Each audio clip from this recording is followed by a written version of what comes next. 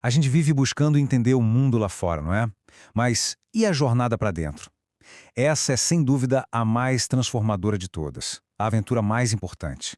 Hoje a gente mergulha a fundo no autoconhecimento, que é basicamente a chave para destravar um poder imenso que já existe em cada um de nós.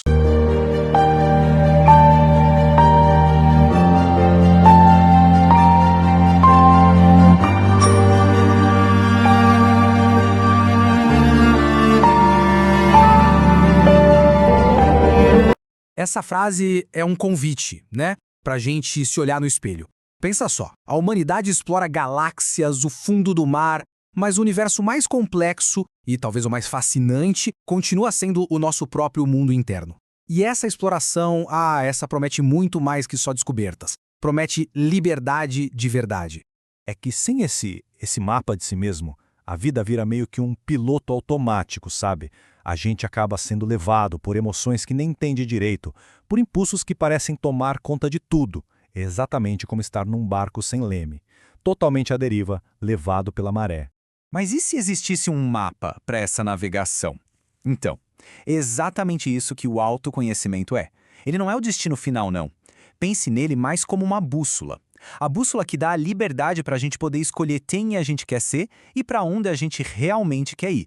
E olha, o que se ganha com isso é muita coisa. Primeiro, vem uma clareza de propósito que limpa toda aquela confusão mental. Depois, a gente começa a desenvolver a tal da inteligência emocional, né? E com ela, uma maestria sobre as nossas próprias reações. O resultado final, a gente finalmente encontra e ocupa o nosso verdadeiro lugar no mundo. É uma virada de chave completa. Ok, tudo isso soa muito bem. Mas por onde a gente começa essa tal navegação interna? Bom, um ponto de partida fundamental é equilibrar nossos centros de força. Pense assim, quando nossa vibração interna está alinhada, tudo simplesmente flui.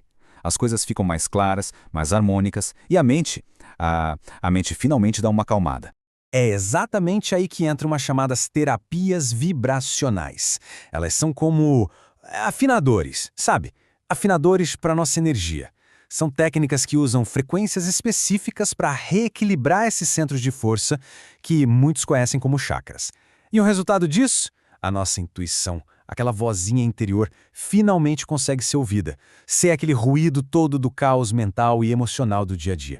E na prática, como é que funciona? É bem interessante. A cromoterapia, por exemplo, imagine que o nosso corpo é um instrumento musical. A cromoterapia usa as frequências da luz e das cores para afinar esse instrumento. Já a terapia com cristais é como usar um diapasão. Sabe aquele aparelhinho que dá a nota certa? Os cristais têm uma vibração super estável e eles meio que lembram o nosso corpo de como voltar para esse estado de equilíbrio. No fundo, as duas buscam a mesma coisa: restaurar a nossa harmonia interna. Então, quando a gente consegue restaurar essa harmonia, o barulho interno diminui. E é aí que uma coisa quase mágica acontece.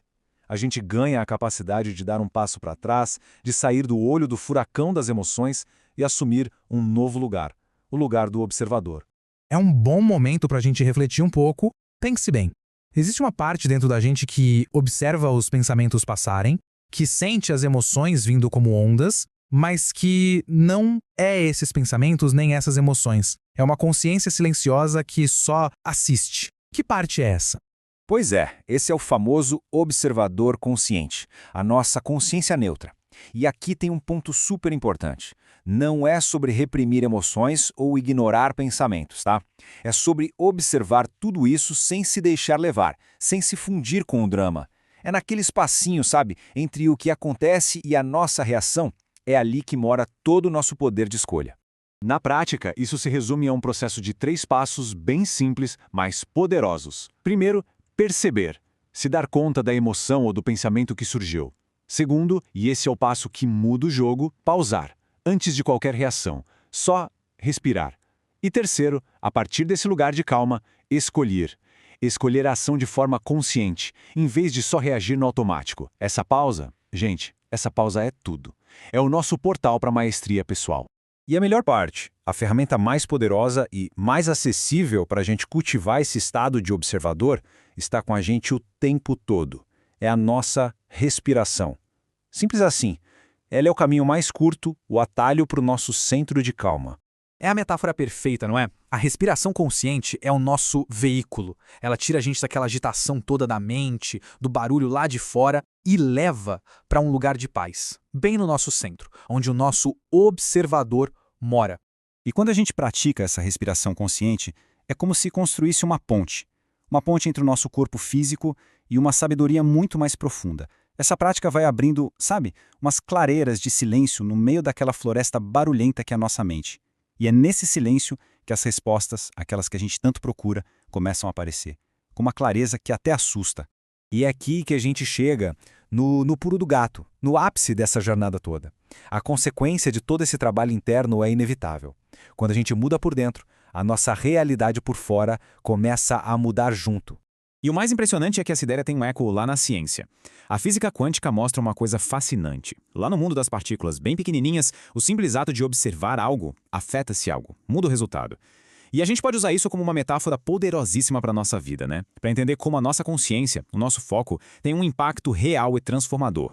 Isso nos leva a uma escolha fundamental de perspectiva. De um lado tem o papel da vítima. É quando a gente só reage à realidade, sabe? Sentindo que as coisas simplesmente acontecem com a gente.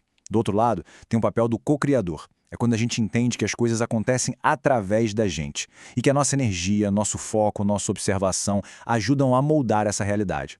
Então, para fechar essa nossa conversa, fica uma pergunta. Uma pergunta que talvez seja a mais importante de todas.